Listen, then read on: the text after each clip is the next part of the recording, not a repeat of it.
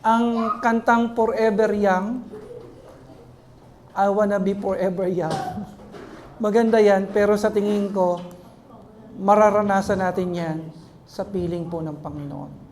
Pag ikaw ay nasa Panginoon at nagmamana ka na ng buhay na walang hanggan sa kanyang kaharian, talagang lahat ng pagtanda, sakit at karamdaman, talagang wala na yon. Amen. So, tayo pong mga anak ng Diyos, ay namumuhay po tayo sa pananampalataya. We live by faith, we walk by faith. Sabi nga po ng Biblia sa 2 Corinthians 5:7, basahin po natin yan. For we walk by faith, not by sight. Nung araw po, parang literal na literal yan sa amin, kasi wala pa po kaming pamasahe, talagang by faith. No? We walk by faith para lang makatin sa mga gawain ng Panginoon. Pero ang ibig po sabihin niyan, we walk by faith, namumuhay po tayo sa pananampalataya, namumuhay po tayo sa pananalig sa ating Diyos. Pakisabi nga sa katabi mo, have faith. You must have faith. Patatagin mo, pagtibayin mo ang iyong pananampalataya. Mga kapatid, ito pong maganda. Ito pong maganda. Maraming tao sumasampalataya sa kung ano-anong bagay. Pero tayo po sumasampalataya sa totoong Diyos. Palakpakan po natin ang Panginoon. Kung may pananampalatayaan ka na, manampalataya ka na sa totoong Diyos. At hindi lang po siya totoong Diyos, siya po ay tapat na Diyos. He is a faithful God. Taas nga po ang kamay na nagsasabing, tapat ang Panginoon. He is a faithful God. He is the real God. He is the true and only God. Siya'y totoong Diyos. At kapag diyan ka sumampalataya, hindi ka matatalo. You will never fail. Lagi ka magtatagumpay. Palakpakan po natin ang Panginoon. Now, sa umagang ito, pag-usapan po natin kung gaano kahalaga ang ating pong pananampalataya. How important is our faith? Pakisabi po, faith. Pakisabi po, pananampalataya. Pag sinabing pananampalataya, as we study the Bible, faith is trusting, believing, hoping, waiting, and obeying God. Ang pananampalataya, mga kapatid, pag dinipain po ito ng Biblia, ito po ay pagtitiwala sa Diyos. Ito po ay paniniwala, pag-asa, pag-iintay, at pagsunod sa Panginoon. Yan po ibig sabihin ng pananampalataya. Pag sinabing pananampalataya, kahit hindi mo nakikita ang Panginoon, nagtitiwala ka sa Kanya. Meron po ba dito may pinagpe-pray? Kahit hindi mo pa nakukuha yung pinagpe-pray mo, nagtitiwala ka sa Kanya. That's faith. Kahit hindi mo pa nahahawakan, umaasa ka, nag-iintay ka, sumusunod ka sa Panginoon, that's faith. That's faith. Sabi nga, yung bata daw po na nakulong po sa second floor, nagkasunog, naiwan siya doon, at yung tatay niya nandun sa labas, napupuno na ng usok yung bahay, at yung apoy po ay paakyat na po. Ang sabi po ng tatay, anak, sasaluhin kita. That's faith. Ang sabi po ng bata, tatay, kahit di kita nakikita, tatalon ako. Kasi, nagtitiwala ako na anuman ang mangyari, sasaluhin mo ako. Pakisabi nga sa katabi mo, sasaluhin ka ng Panginoon. Sasaluhin ka ng Diyos. Kahit hindi mo nakikita ang Panginoon, nakikita ka ng Panginoon. Nakikita niya kalagayan mo. Kaya kapag may hinihingi ka sa Diyos, may pinagpe-pray ka sa Panginoon, sige lang, magtiwala ka sa Panginoon, hindi ka niya bibitawan. Hindi ka niya aayawan. Hahawakan ka niya. Palakpakan po natin ang Panginoon. Hallelujah. So how important is our faith? Number 1, ang sabi po, Hebrews 11:6, it is impossible to please God without faith. Mga kapatid, pag tayo po ay nananampalataya, Natutuwa po ang Panginoon sa atin. Sino pong nananampalataya sa Panginoon? Ang sabi ng Panginoon, pag nananampalataya ka sa Kanya, He is being pleased with you. Natutuwa ang Diyos. Isipin na lang niyo mga kapatid, ano kaya kapag ang Diyos natuwa sa atin? Wow, grabe yan. Grabe yan. At isang paraan para matuwa sa iyo ang Panginoon, sabi ng Biblia, manampalataya ka sa Kanya. Pag nananampalataya ka sa Kanya, natutuwa ang Diyos sa iyo. At kapag natutuwa ang Diyos sa iyo, gumagawa ang Diyos ng himala, ng malakas ang pagkilos sa iyong buhay. Sino pong naranasan niya dito? Gumawa ang Diyos sa buhay niya. Taas po ang kamay.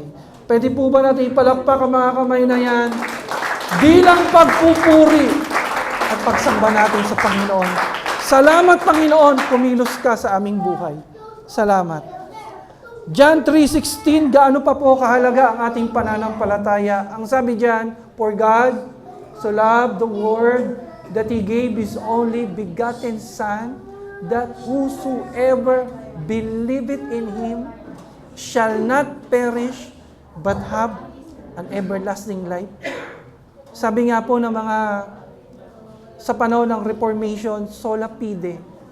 Sola fide, ibig sabihin, faith alone.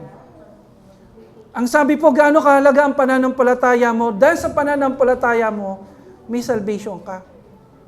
May kaligtasan ka. May buhay ka na walang hanggan. Ganun po kahalaga yan. Ganun yan kaimportante. Gaano pa po kahalaga ang pananampalataya? Mark 11:24, yung po mga may pinagpe-pray dyan, isigaw mo nga ng malakas ito. Pakilakas sa 1, 2, 3, go! Whatever you ask in prayer, believe that you have received it, and it will be yours.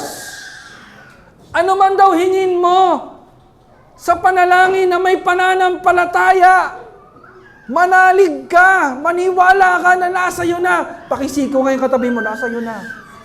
Tanggapin mo na. Saluhin mo pagpapala ng Diyos. Alam nyo, kapag tayo nagpe-pray, manalig ka, kayang ibigay ng Diyos yan. Pwede po ba natin sabihin, Amen? Gaano man kalaki yung pinagpe-pray mo, gaano man ka-imposible, basta yan ay kalooban ng Diyos, basta ang hinihingi mo ay ayon sa Kanyang kalooban, at siya ang maluluwalhati, siya po ang mapapupurihan. Pag hiningi mo yan sa Panginoon, manalig ka. Pakihawakan nga po siya, manalig ka. Manalig ka, nasa iyo na. Manalig ka, ibibigay yan ng Diyos sa iyo. Kasi lahat ng lumalapit sa Panginoon ng may pananampalataya, kinalulugdan po ng Diyos. Pakisabi, wow! Kinalulugdan ng Diyos. Hindi po malulugod ang Diyos sa atin sa ating lang physical na appearance. Hindi dyan eh. Hindi natin madadala ang Panginoon sa physical na ayos. Alam mo yun? Hindi natin siya pwedeng yabangan o pagmalakihan. Kung gusto mong malugod ang Diyos sa iyo, manampalataya ka. Pakisabi sa katabi mo, preach it to your neighbor. Believe. Just believe. Have faith. Don't lose hope. Preach to your doubt, sabi kanina sa kanta natin. Preach to your fear. Mangaral ka sa sarili mo, sabihin mo, nananalig ako sa Diyos. Na gaano man kalaki ang hinihingi ko, gaano man ka-imposible, as long as it is for His glory, it is centered to His will, it shall come to pass. Palakpakan po natin ang Panginoon.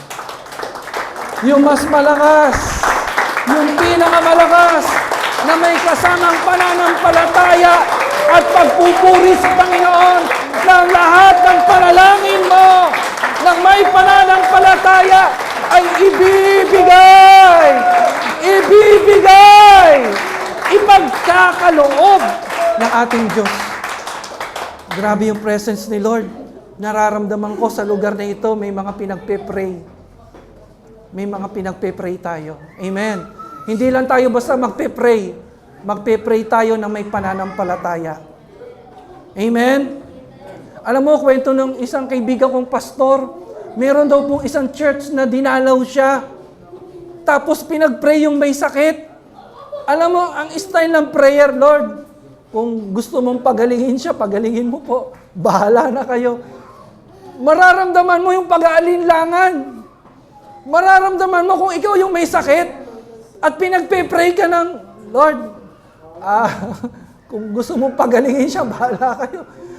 Mararamdaman mo talaga yung pag-aalinlangan at ang sabi po, yung pakiramdam ng may sakit para bang hindi niya ako gagaling.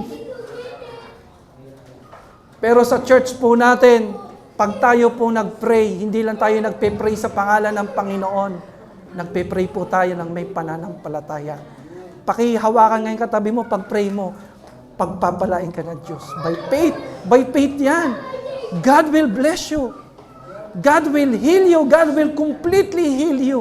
By faith. Ibe-bless ka ni Lord. Palalakasin ka ni Lord. Hallelujah.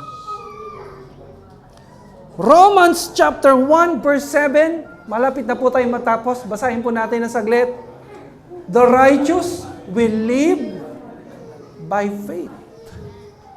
Yung righteous dito, pakisabi sa katabi mo, ikaw yan.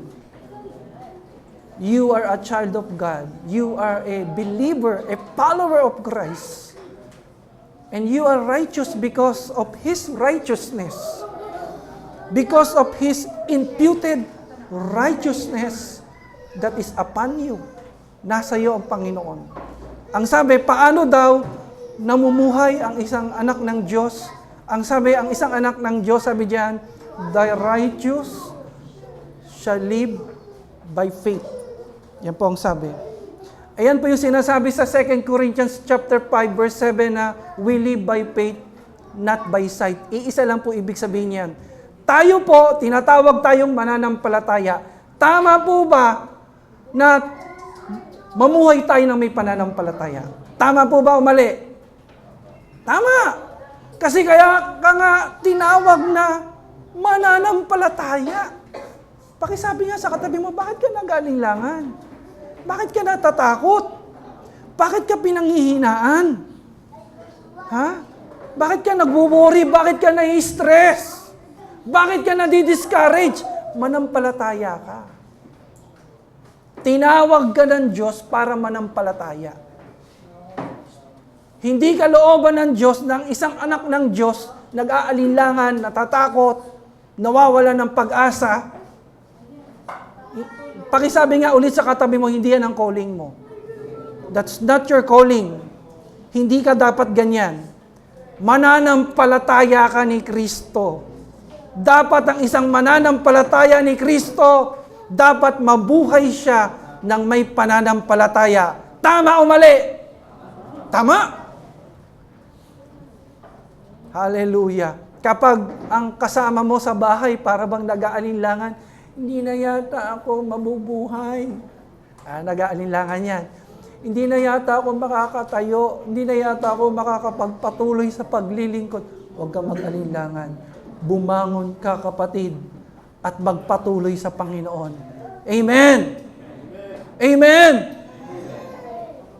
Ako nga po, kahit masama na pakiramdam ko kahit parang physically, parang pagod na ako, hindi pa rin ako nagpapatalo doon, kundi ini-exercise ko pa rin yung faith ko na, Lord, babangon ako at magpapatuloy ako para sa iyo. Amen!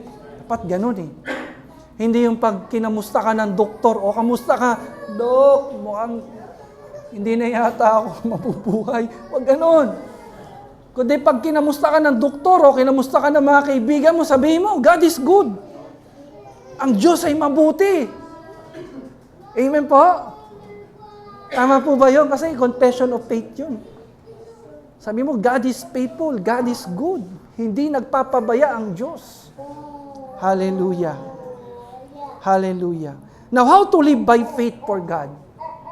Paano tayo mabubuhay ng may pananampalataya? Sabi doon, the righteous shall live by faith. We walk by faith, not by sight. Paano natin ipapractice yan? Paano tayo mabubuhay ng may pananampalataya? Actually po, lahat naman tayo, lahat ng tao nananampalataya. Lahat naman eh. Lahat naman. Lahat naman, yung pag-upo mo dyan sa upuan, ikaw po ay nanampalataya na kaya kang saluhin ng upuan na yan. Tama? Tama po? Faith na yan eh. Nananampalataya tayo. Minsan yung tao, unti mo sa mga hindi mapagkakatiwalaan, sa mga manluloko, sa mga nang-i-scam, di ba tayo po ay nagtitiwala? Sino pong na-scam na dyan? Di ba? Kaya tayo nahihirapan, kaya tayo nasasaktan. Kasi kumisan, sa dami-dami ng pagtitiwalaan mo, nagtiwala ka sa manloloko. Pakisabi, ouch. Sa dami-dami ng pagtitiwalaan mo, nagtiwala ka doon sa iiwan ka. Sabi ni Russell, ouch. Joke lang. Di ba? Sa dami-dami ng paglalagyan ng ating pananampalataya, pagtitiwala, pag-asa, na ilalagay natin ito sa mga hindi dapat. Pakisabi nga po ng dahan-dahan sa katabi mo, mag-preach ka sa kanya, ilagay mo yan sa Panginoon. Ilagay mo ang buo mong pananampalataya sa Panginoon at magtatagumpay ka. Palakpakan po natin ang Panginoon. Hallelujah. Sa Panginoon lang. Now, how to live by faith? Number 1, John 1:12, lalong-lalo na sa mga baguhan, pakisabi po ng sabay-sabay, accept Christ. John 1:12, tanggapin mo si Kristo at manalig ka sa Kanya at bibigyan Kanya ng karapatan maging anak ng Diyos. Yun yung first step. First step yan eh. Tanggapin mo si Kristo. Sino po dito, taas ang kamay, tinanggap niya na si Kristo, nanampalataya ka sa Panginoon bilang iyong Panginoon, bilang iyong hari, bilang iyong tagapagligtas. Tanggapin mo siya. So, yan ang first step. Number 2, how to live by faith. Romans 10:17. Sabay-sabay po natin basahin. Faith comes from hearing, and hearing by the word of God. Pakisabi ng malakas, yung mata sa mata, keep listening. Keep hearing God's word. Yan ang lagi mong pakinggan. Ang isang tao na lumalakad sa pananampalataya, lagi siyang nakikinig ng word of God. Ako po, kahit po sa personal worship ko po, nakikinig po ako ng praise and worship, nakikinig po ako ng mga preaching of God's word, nagpabasa po ako ng Biblia, at kung hindi ako minsan makapagbasa, meron po mga apps na babasahin niya yung Biblia para sa iyo. Meron ho yan eh. Minsan nahihirapan ka na magbasa dahil sa mata, nanlalabo na. May mga apps na mag-upload ka at babasahin niya Biblia para sa iyo. Bakit mo kailangan na laging nakikinig ng salita ng Diyos? Kasi kung ano yung pinakikinggan mo, yun yung magpapalakas sa iyo. Kaya minsan, ang lakas-lakas ng pag-aalinlangan sa isang tao, kasi ang mga pinakikinggan niya, mga pag-aalinlangan. Nasusundan po natin? Kaya kung minsan ang isang tao nade-depress, nagkakaroon ng matinding depression, matinding kalungkutan, kasi yung kanyang mga napapakinggan, napapanood, naiisip puro kalungkutan. Tingnan mo yung katabi mo. Mukha bang malungkot? Walang malungkot na ganyan. Ang ngiti hanggang langit. Amen po. Pag nasa Panginoon ka, masaya ka eh. Amen. Ang point lang, kung ano yung pinakikinggan mo, kung lagi kang nakikinig sa mga balita na negative, magiging negative ka. Kung lagi kang nakikinig sa mga balita na nakaka-discourage, madi-discourage ka. Nasusundan niyo po? Kaya, kung nais nating mabuhay ng may pananampalataya, lagi kang makinig ng salita ng Diyos. Sino po dito, pinapanood niya po yung YouTube channel natin? Taas nga ang kamay. Ay, salamat sa Diyos. Ginagawa niyo po yan hindi para sa amin.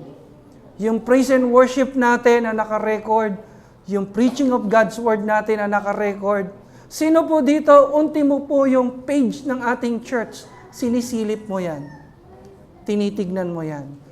Maganda po yan. Kung ano yung mga nire-reflect mo, ano yung mga binabasa mo, tungkol sa Panginoon, pinalalakas ka niya. Amen!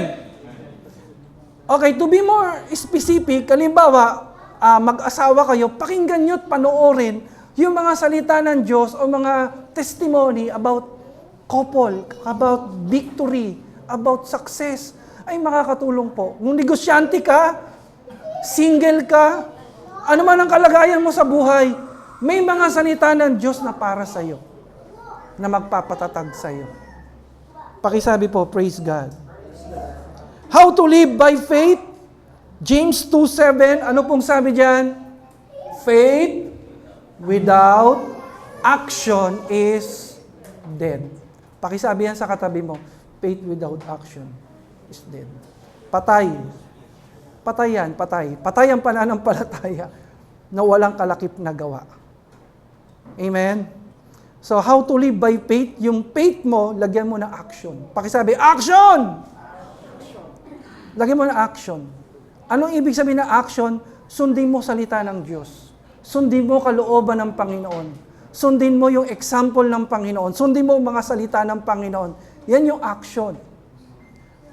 Kasi pag hindi mo nilagyan ng action yan, patay yan. Patay yung pananampalataya na walang kalakip na gawa. Paano pa po tayo mabubuhay ng may pananampalataya? Ito po gusto ko po na verse, Hebrews 12:2. Pakibasa nga po ng sabay-sabay ng may pananampalataya. Sige po, 1, 2, 3, go. Looking unto Jesus, the author and finisher of our faith, who for the joy that was set before him, endured the cross, despising the shame, and is set down at the right hand of the throne of God. Praise God. How to live by faith? Ang sabi diyan, look unto Jesus. Ano ibig sabihin ng look unto Jesus? Tingnan niyo po ako saglit. Pag sinabing look unto Jesus, huwag kang tumingin sa tao. Huwag mo silang titignan. Pag sinabing huwag mo silang titignan, huwag kang matitisod sa tao. Kung may mga tao na mag-backslide, tumigil sa Panginoon, maging false prophet, false teacher, huwag kang ma-discourage. Kapag nadi-discourage ka dahil sa tao, ay hindi ka nakatingin sa Panginoon. Kanino ka nakatingin? Sa tao. Nasusundan po natin, huwag kang tumingin sa tao. Ibig sabihin, ano man yung sabihin ng tao sa iyo, huwag mo yung panghawakan. Huwag mo yung panghawakan. Kahit sabihin ng tao na 1 buwan ka na lang, 3 buwan ka na lang, huwag mo panghawakan yan. Kahit doktor pa magsabi sa iyo. Ano man ang sabihin ng tao sa iyo, huwag mo yung panghawakan. Ano man sabihin na tao sa iyo na nakaka-discourage, nakakapanghina ng loob, sabihan ka na hindi ka na yayaman, hindi ka na mababago ang buhay, hindi ka na makakaalpas, wala ka ng pag-asa. Anumang negative, nasusundan po natin, anumang negative words ang sabihin sa iyo, kahit galing pa yan sa mga malalapit mong kaibigan, malalapit na tao sa iyo, anuman sabihin sa iyo na negative, please, huwag mo yung panghawakan. Look unto Jesus. Look unto Jesus. Can we say amen for that? Amen. Yan ang ibig sabihin ng verse na yan. Huwag kang titingin sa tao, huwag ka rin titingin sa situation. Pakisabi po, situation. Ano man yung situation mo, huwag mo yung tignan. Kay Lord ka lang tumingin. Kasi pag nakatingin ka sa sitwasyon, nakikita mo yung sitwasyon mo, medyo madilim, medyo negative, medyo malakas ang unos, malakas ang bagyo. Huwag yan! Tumuon ka sa Panginoon. Pangatlo, huwag kang titingin sa tao, huwag kang titingin sa situation, huwag ka rin titingin sa sarili mo. Huwag! Pakisabi sa katabi mo, huwag kang titingin sa sarili mo. Madi-discourage ka pag nakatingin ka dito. Huwag mong tignan yung sarili mo. Huwag mong tignan yung past. Huwag mong tignan yung mga nakaraan mo. Pakisabi nga ng dahan-dahan na may words of encouragement. Sabi mo sa katabi mo, kapatid, huwag mong tignan yung past. Huwag mong tignan yung mga naging pagkakamali mo. Nagkamali ka nakaraan, nagkasala ka nakaraan, nagkasala ka kanina. Huwag na yan. Tumingin ka sa Panginoon. Sa Panginoon na nagpapatawad. Sa Panginoon na nagpapagaling. Sa Panginoon na tapat, na hindi ka bibitawan. Sa kabila ng iyong mga pagkukulang, sa kabila ng iyong mga kahinaan, He is faithful. He will never leave you nor forsake you. Huwag kang tumingin sa sarili mo. Huwag kang tumingin sa sarili mo. Unti mo sa nararamdaman mo. Huwag mong tignan yan. Huwag yan. Ilagay mo sa Panginoon yung pananampalataya mo. Huwag sa lakas mo. Huwag dyan. Kasi mapipild ka dyan. Matatalo ka dyan. Huwag sa karunungan mo. Huwag sa kayamanan mo. Nakita niyo po, yung mga patotoo na mga kapatiran natin, hindi sila nanangan sa doktor, hindi sila nanahan sa kaperahan nila na, oy, mapera ko, magandang hospital to, magagaling yung mga doktor ko. Hindi doon eh. Sa Panginoon lang talaga sila nananahan. Nakuha nyo? Sa Panginoon ka lang. Doon ka lang. Ka-faith lang sa Panginoon. Huwag sa sarili mo. Ako po, pag masama pakiramdam ko, at pinagpe-pray ako ng tatay ko, alam mo, sabi ng tatay ko, manampalataya ka, hindi sa akin ha. Huwag kang tutuon sa akin, huwag sa tao, huwag sa sarili mo. Pag pinag-pray niya ako, after niya ako ipag-pray, kakamustahin niya ako. O, kamusta pakiramdam mo? Masama pa rin Daddy, masama. Hindi ka sa Panginoon nananampalataya. Nakatuon ka sa nararamdaman mo. Ang sabi niya sa akin, tumuon ka sa salita ng Diyos, na ang sabi ng salita ng Diyos, by His stripes, we are healed. Nothing is impossible with God. He is a healing God. Mark 11:24, hindi mo pa nakukuha yung hinihingi mo. Angkinin mo na. Pasalamatan mo na. Kaya ako po, pag pinagpe-pray niya po ako nung araw at masama pakiramdam ko, natutunan ko po after niya ako ipag-pray, o kamusta ka na? Thank you, Lord. Okay na ako, pinagaling na ako ni Lord. Pero may nararamdaman pa rin akong kabigatan. Pero, as I speak, His words, His promises, His faithfulness, gumagaan po yung pakiramdam ko. Amen?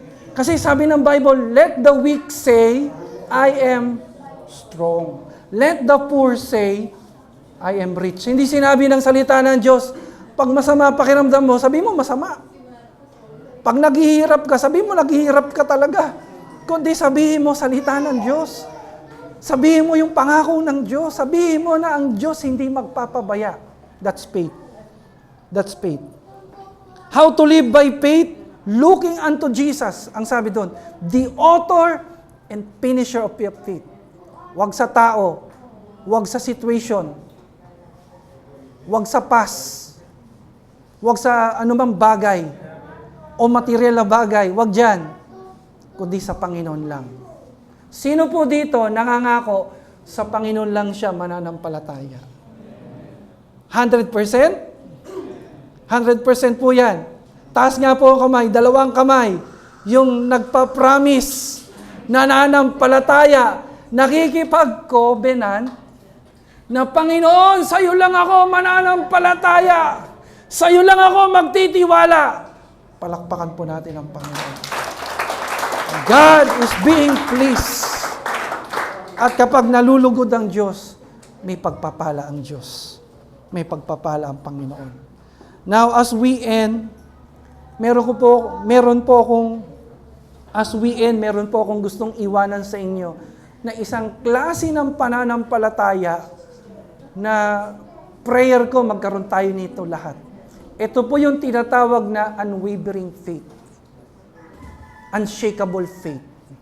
Pag sinabing unwavering faith, ano po ibig sabihin yan? Hindi nagwe-wave. Pag sinabing unshakable faith, ano ibig sabihin yan? Hindi nasi-shake. Ibig sabihin, kahit anong mangyari, stable, rooted, consistent, hindi bumibitaw, organic, authentic. Amen. Meron daw pong pastor na nagpatawag ng mga kapatiran kasi hindi umuulan. Ilang weeks na, ilang months na hindi umuulan. Nagpatawag siya ng prayer rally. Sabi niya, mga kapatid, pwede ba tayong mag-pray? Magpe-pray tayo sa labas. Hihingi tayo ng ulan sa Panginoon. Dahil napakahirap ng walang ulan. Hindi nadidiligan ng mga halaman, tuyong-tuyo ang lupa, mainit. Nagpatawag po ng prayer rally. At alam niyo po ba mga kapatid, maraming nagpunta. Marami po nagpunta para manalangin at humingi ng ulan.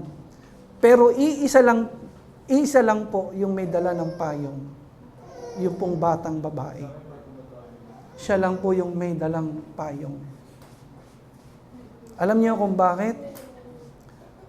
Siya lang po yung nananampalataya na kapag humingi sila ng ulan sa Diyos, bubuhos ang ulan. Kaya may dala siyang payong. Amen. Sana po pag may hiningi tayo sa Diyos, talagang manampalataya tayo sa Diyos. Meron po akong pinag-pray, hindi po magkaanak, 40 years old na po yung babae, ilang beses nakukunan. Pinag-pray po namin ni Sister Christian. Sabi, Pastor, Sister Chris, gusto na po namin magka-baby. Nagka-problema po ako sa matris. May edad na po ako. More than 40 years na po ako. 40 years old plus na po ako. Ilang beses na rin po akong nakunan. Pinag-pray po namin yung mag-asawa. At ang sabi ko sa kanya, kung nananampalataya ka sa Panginoon, magkakabibi ka na. Sister, paglabas ng church, humanap ka na ng maasim na mangga. Sabi sa akin, Pastor, bakit? Gusto ko maglihi ka na. Maglihi ka na.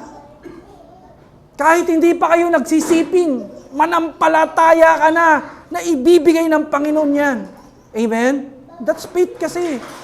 Parang humingi ng ulan, dapat may payong ka. Humingi ka ng sasakyan, sino dito humingi ng sasakyan? Dapat may marunong ka na mag-drive. Yan po ang faith eh. Amen po? Sino dito nagpe-pray balang araw, ikakasal din ako. Ikakasal din ako. Dapat pinapractice mo na yan. Pinapractice mo na yung sarili mo. Paano maging husband, paano maging wife. Alam niyo mga kapatid, itong pinagpe-pray po namin mag-asawa na may edad na at ilang beses nang nakukunan. Sabi namin maglihi na siya. Bumili na ng maasim na mangga, isawsaw sa bagoong. Alam niyo po nangyari? Purihin ng Diyos. Nabuntis po. Nanganak. Hindi lang po once. Twice. Palakpakan po natin ang Panginoon. Hallelujah! Purihin ang Panginoon. Ang Diyos ay gumagawa ng himala sa mga sumasampalataya. Ang Diyos nagpapala sa mga sumasampalataya. Ang Diyos ay kumikilos sa mga nagtitiwala, sa mga umaasa sa Kanya, sa mga sumusunod sa Kanya, sa mga naghihintay sa Kanya. Pwede po ba natin sabihin ng malakas na, Amen! Amen! Hallelujah! Palakpakan natin ang Panginoon! Manampalataya ka na. Sabi mo sa katabi mo, manampalataya ka na. Manampalataya ka na, magaling ka na. Sabi mo sa kanya, manampalataya ka na. Malakas ka na. Manampalataya ka na. Mayaman ka na. Manampalataya ka na. Ano man yung hiningi mo. Brother Russell, manampalataya ka na. Brother Russell, ikakasal ka na. Mag-ipon ka na, mag-ipon ka na. Mag-ipon ka na, kapatid. Hallelujah. Pag nagtanong sa'yo, bakit ang sipag mo sa trabaho? Bakit nag-overtime ka? Panay overtime mo. Abay, kakasal na ako eh. Sabi ni Pastor, kakasal na ako. Amen. Wala pa akong girlfriend, pero nananampalataya ako. Ikakasal na ako sa awat biyaya ng ating Diyos. Palakpakan natin ang Panginoon. Hallelujah! Ano man ang hiningi mo sa Diyos, manampalataya ka na nasa iyo na. Tanggapin mo na. Amen! Hallelujah! May nagpe-pray, Lord, punuin mo na yung bank account ko. Magbukas ka muna ng bank account. Baka mamaya pray ka ng pray, Lord, buksan mo ang langit at ibuhos sa akin ang iyong pagpapalang pinansyal. Punuin mo ang aking bank account, sabi ni Lord. Abay, open ka muna ng bank account mo. Amen po. Manampalataya ka. Kung talagang gusto mong kumilos ang Diyos, manampalataya ka na, kumilos ka na. Amen. Purihin ang Panginoon. Meron pong kwento sa Biblia, meron pong tinatawag na unwavering faith. Kilala niyo po ito? Si Shadrach, Meshach, Abednego. Ang sabi ng hari sa kanila, kung hindi kayo sasamba sa ribultong pinagawa ko, itatapong ko kayo sa pugon. Ang sabi po ng tatlong ito, hindi po kami sasamba dyan. Hindi po. Hindi po. Sa galit ng hari, sa galit po ng hari, pinainit niya ng 7 beses yung pugon. Napakainit. Na po. At ang sabi po ng Biblia, yung nagtapon sa kanila, hinagis kasi yung tatlong yan hinagis. Sa sobrang init, sa labas pa lang ng pugon, yung nagtapon namatay sa init. Ganon kainit po yan. Ang sabi ni Shadrach, Meshach, Abednego, hindi po kami sasamba dyan. Masama yan. Sa Diyos lang kami sasamba. Amen? At ang sabi po ng Biblia, nung hinagis po sila, Kuya Andre, pakita niyo po, nung hinagis po sila, hindi po sila pinabayaan ng Diyos, kundi sinamahan sila ng Panginoon. Nagulat yung hari. Ang sabi niya, hindi ba 3 yung hinagis natin? Bakit 4? At yung kasama niya, yung kasama nila, nagliliwanag. Ang sabi nung hari sa 3, Shadrach, Meshach, Abednego, labas na kayo. Lumabas kayo. Tunay na Diyos ang Diyos nyo. Tunay na Panginoon. At sinasabi ko ngayon bilang hari, na wala nang ibang sasambahin, kundi yung Diyos ni Abraham, kung hindi yung Diyos ni Shadrach, Meshach at Abednego. Tuwan-tuwa yung hari. Chinek up sila. No, hindi po nasunog yung buhok, hindi nasunog yung kasuotan po nila, hindi po sila nag-amoy usok. Amoy mo yung katabi mo, hindi po nag-amoy usok. Wala, no? Hindi amoy usok. Yan po si Shadrach, Meshach, Abednego. Ang sabi ang asim daw. Asim. Sa araw po yan, sa araw. Sa araw lang yan. Sa pawis lang. Ang point ko lang, ito po yung tinatawag na unwavering faith. Basahin po natin yung sinabi nila sa Daniel 3:17 and 18. Then magpe-pray na po ako dito. Ang sabi ni Daniel, sabi sa Daniel 3:17, if the God whom we serve exists, then He is able to deliver us from the blazing fiery furnace and from your hand, O King. Sabi nila, kahit itapon nyo kami dyan, yung Diyos na pinaglilingkuran namin ay Diyos na buhay. Ililigtas kami ng Diyos. Sa kamay mo, sa pugon, ililigtas kami ng Diyos. Sino pong nananampalataya na ililigtas tayo ng Panginoon? Amen! Saan ka ililigtas ng Diyos? Sa sakit, sa karamdaman, sa kahirapan, sa utang, sa lahat ng mga problema. Amen! Pero ito po yung unwavering faith sa verse 18. Basahin po natin, last verse na yan. But even if He does not, let it be known to you, O King, that we will not serve your gods or worship the golden statue you have set up. Yan po yung tinatawag na unwavering faith. Sabi nila, kung hindi man kami iligtas ng aming Diyos, hindi pa rin kami tatalikod. pinagpe-pray mo magkaasawa ka at nananampalataya ka na magkakaasawa ka, sabihin mo ngayon sa Panginoon, at kung hindi man po ito mangyari, mananampalataya pa rin ako sa iyo. Humihingi ka ng 1 milyon sa Diyos, nananampalataya ka, sabihin mo sa Panginoon, at kung hindi ko man makuha ito, Panginoon, nananampalataya pa rin ako sa iyo. Hindi magwi-wave ang faith ko. Hindi masishake. Mamamatay at mamamatay na lang ako na nananampalataya sa iyo. Tatanda na lang ako na nagtitiwala sa iyo. Hanggang kunin mo ako, mananampalataya ako sa iyo.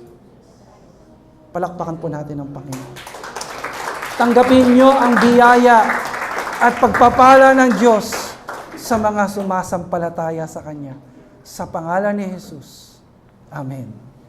Praise God. Minsan pa po, malakas na palakpak para kay Lord.